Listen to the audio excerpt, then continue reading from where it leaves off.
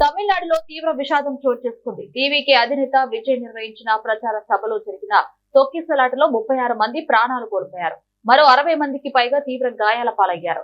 ఈ దుర్ఘటన కరూర్ పట్టణంలో జరిగింది. టీవీకే పార్టీ తరపున విజయ్ రాష్ట్ర వ్యాప్తంగా ప్రచారంలో భాగంగా కరూర్లో ఏర్పాటు చేసిన సభకు అభిమానులు, కార్యకర్తలు భారీ సంఖ్యలో తరలివచ్చారు.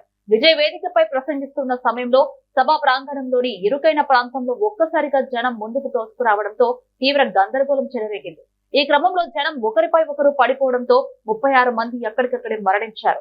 సమాచారం అందుకున్న వెంటనే పోలీసులు, సహాయక బృందాలు ఘటన స్థలానికి చేరుకొని సహాయక చర్యలు చేపట్టాయి. క్షతగాత్రను హుటాహుటిన సమీప ఆసుపత్రికి తరలించారు. గాయపడిన వారిలో 10 పరిస్థితి విషమంగా ఉన్నట్లు వైద్యులు తెలిపారు.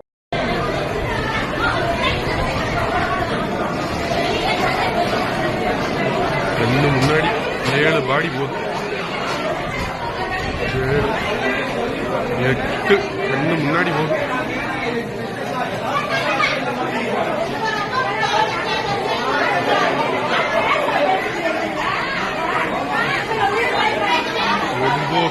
ஒன்பது கண்ணு முன்னாடி இப்ப போறது, இதுக்கு முன்னாடி 5-20 போயிருக்கும்.